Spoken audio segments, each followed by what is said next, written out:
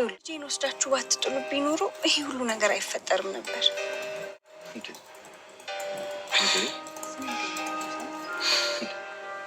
ስለምንድን ነው የምታወሩ? ሰላም እንግዲህ በቃ ጋሼ ልነግር ነው። ጠንከር በል ሰላም። እያስጨነቅሽኝ እኮ ነው። ምንድን ነው?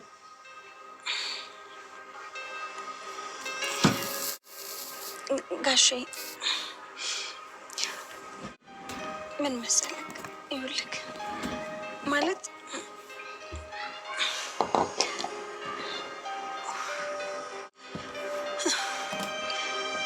ይሄ የተረገዘው ልጅ ማለት ነው በቃ የዳጣው ወንድም ያንተ ልጅ ነው።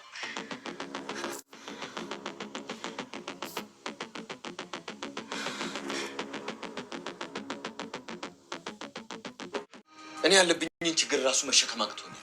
ሌላ ችግር መሸከም አልችልም። ቆይ የምን ችግር ነው? ምንድን ነው ችግሩ? እኔን ከአንቺ እርግዝና ጋር ምን የሚያገናኘኝ ነገር አለ? ኧረ ጋሼ ቆይ ዝም በል። የትዬን ድምፅ እኮ እየሰማሁ። ትስማ። ቆይ ብትሰማ ምን ይፈጠራል? እኔን ከአንቺ እርግዝና ጋር የሚያገናኘኝ ነገር ምንድን ነው?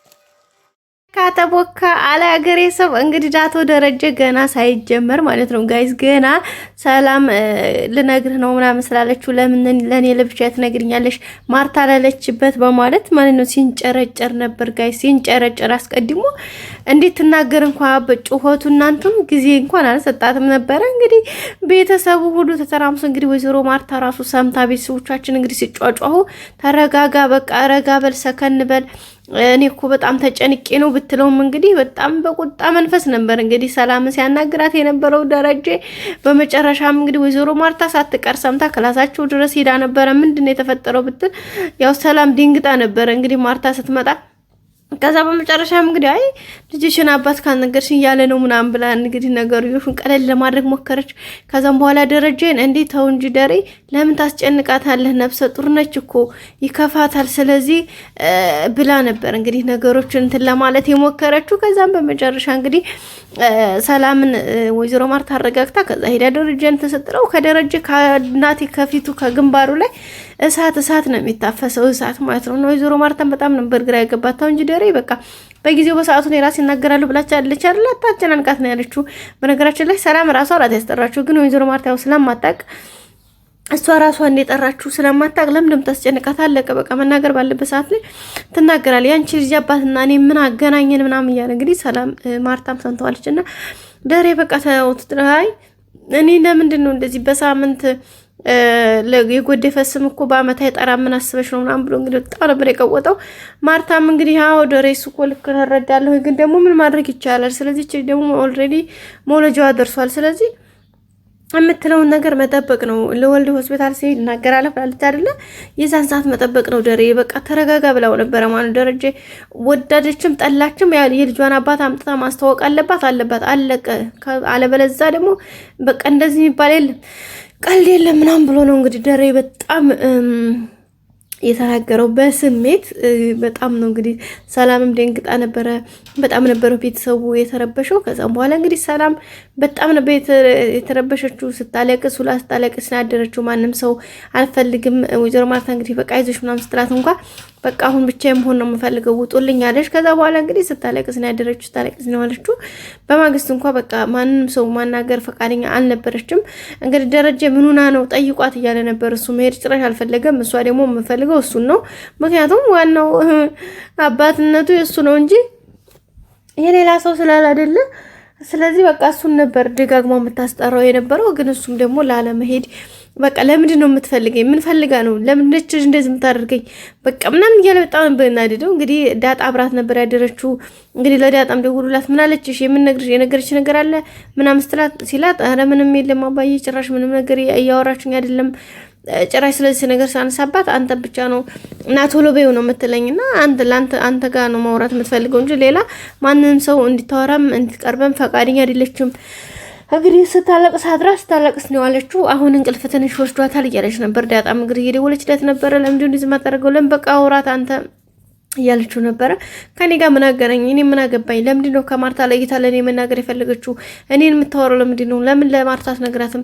ለምን ከኔ ጋር እንደዚህ ማውራት ፈለገች? እያለ እንግዲህ በጣም እየተረደደ ነበር ደረጀ።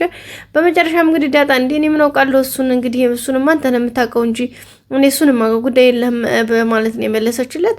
ከዛም እንግዲህ ከዛ ባለፈ ደግሞ ያው እንግዲህ ደረጀ በመጨረሻ እንግዲህ ማርታም ጋር ተዋት በቃ ተባብለው ቤት ሄዶ በጣም ውስጡ ነው ሰላሙን ነው የነሳው። በቃ መጥመቅነሳት በቃ ሁሉ ነገር ነበር በጣም ያስጠላው። ቤተሰቦቻችን በቃ የሚለው ነገር ሁሉ ነበር የጠፋበት። ያው ዳጣም እንግዲህ እንዴ አባዬ አንተ አውራትኝ የምትፈልገው ማውራት የምትፈልገው አንተን ነው፣ ስለዚህ ምንም ማድረግ አንችልም በማለት ነበር የመለሰችለት። ከዛ በኋላ እንግዲህ ደረጃ ወደ ቤቱ ከሄደ በኋላ ያው ጊዜና ቦታ አግኝተው ለማውራት አልተመቻቸውም ነበረ። እኔ ራሴ አወራታለሁ ብሎ ለክላስ ለመሄድ ማስቡ ነበረ፣ ግን አልተመቻቸውም። እንዳልኳችሁ ዙሪያውን ማርታም አለች፣ አቢጌልም አለች፣ ልጆችም ስላሉ እዚያ ጋር የሆነ ነገር መጫጫህም ስላለ ያው ነገሩን ቀለል ለማድረግ ያክል ከቤት መውጣት እንዳለባቸውና መኪና ውስጥ ነው ማውራት እንዳለባቸው ለሰላም ጋር ተነጋግረው ቀጥታ ወደ መኪናቸውን ያመሩት። መኪናም እንደገቡ እንግዲህ ምንድን ነው ምናምን ስትል በሷም ተጨንቃ እንግዲህ በቃ በርታ በል እንግዲህ ጠንከር በል ምንም ማድረግ አልችልም ብላ በመጨረሻ እንግዲህ የልጅ አባት ሆዴ ውስጥ ያለው እንግዲህ የተረገዘው ልጁ አባቱ የዳጣዬ ወንድም ነው። ምን መሰለህ ጋሼ እና የልጅ አባት አንተ ራስህ ነህ አላለችውም? ወይኔ ጉዴ! አታምጣም ስለው አምጥቶ ቆለለው አለ። በዛ ለራሱ በጭንቀት ሊፈነዳ በዳጣ ጉዳይ ለራሱ ጭንቀት አናውዞት አናቱ ብትን ሊል ማለት ነው። አንዴ አይቆም አይታም። በቃ ሌሊት ሲተኛ ይቃዣን፣ ቀን ሰላም የለው፣ ቀን ሌት ሰላም የለው። እንግዲህ ሰላሙን ካጣ በጣም ሰነባብቷል። እዚህ ጋር የዳጣ መምጣቷ አንድ ያስደስቶታል፣ አንድ ያስከፍቶታል። አሁን ከቤተሰብ ጋር እንዴት መስማማት እንዳለበት በተለይ አቢጌልና የዳጣ ጉዳይ በጣም ከባድ ነው። ምክንያቱም አቢጌል እየሰራች ያለችው ሴራ በጣም ከባድ ሁኔታ ነው። ከዛም ወይዘሮ ማርታ እንግዲህ ለዳጣ ያለውን ነገር ምናምን አሁን ላይ ውስጧ ጥሩ ስሜት እየሰማ አይደለም።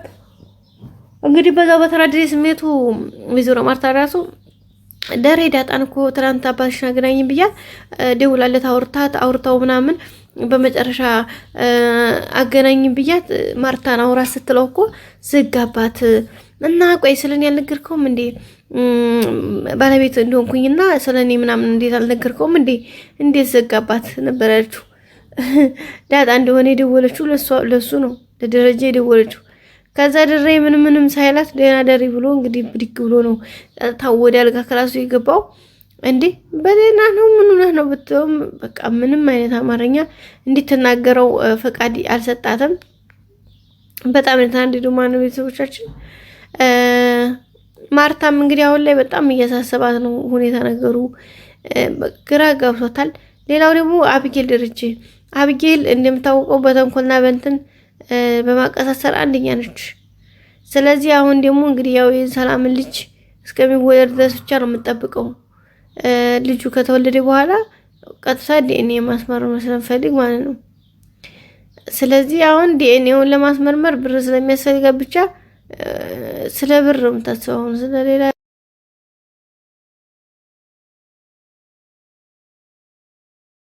የምትፈልገውን ነገር ማድረግ ስለምትችል አሁን የምፈልገው ዲኤንኤ ማስመርመር ነው። ከማን ጋር? ከደረጀ ጋር። ስለዚህ አሁን ደግሞ ያ ነገር ከመፈጠሩ በፊት ብላ ያው ሰላምዬ ለደረጀ ነግረዋለች። ጋሽ ደረጀም እንግዲህ ያው እብድ ሆኗል ማለት ይቻላል።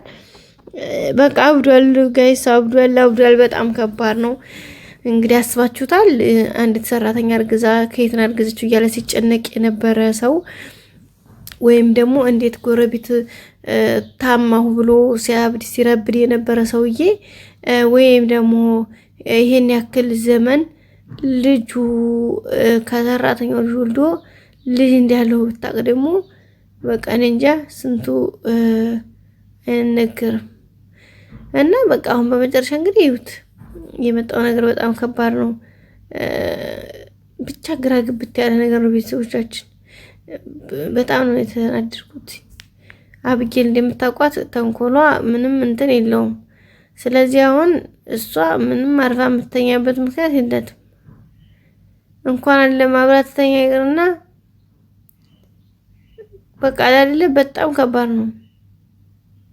ሰላምዬና ናታን ደግሞ በጣም አሪፍ ጊዜ ነው ያሉት።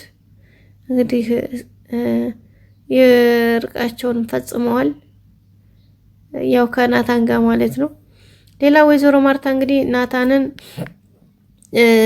ያው አብጌል ያለችው ነገር ደብዳቤው እውነት በኋላ የሚያቆጭ እንዳይሆን ሰላም የሰጠች ደብዳቤ ምናልባት የሆነ እንትን ያለው ነገር ከሆነ ባክህ አምጣውና በኋላ መጸጸት ምንም ዋጋ የለውም የሚሆነው ነገር እናስተካክል እያለችው ነበርና ናታን ኧረ እባክሽ እንዴ ኧረ እኔ ለምን ይቀያል ነበር። ወይዘሮ ማርታም እንግዲህ ደግሞ እየጠየቀችው ነበረ። ከዛ እሷም አይ የለም በማለት ነው የመለሰላት። ወይዘሮ ያኔ አብጌል ግን አለ ውሸቱን ነው ያየሽው፣ ናታን እኮ በጣም ውሸታም ነው አየሽው፣ ውሸቱ እዝጎ ውሸት ስትል አንቺ አይባልም እንደዚህ አይባልም። በቃ ለሁሉም ነገር ቦታና ጊዜ ያለው ዝም ብለሽ ሁሉን ተናግረሽ አዘልቂውም አንቺ የምታወሪው ብዙ ነው እያላት ነበረ። እና ተዛ ያው ሰላምዬም እንግዲህ በጣም ለዲፕሬሽንና ጭንቀት ውስጥ የገባችው ደረጀም እንግዲህ እብዴት ነው የቀረው። በቀጣይ አዲስ ነገር እንገናኝ። ሰብስክራይብ ላይ ካርዱ። መልካም ጊዜ፣ መልካም ቆይታ።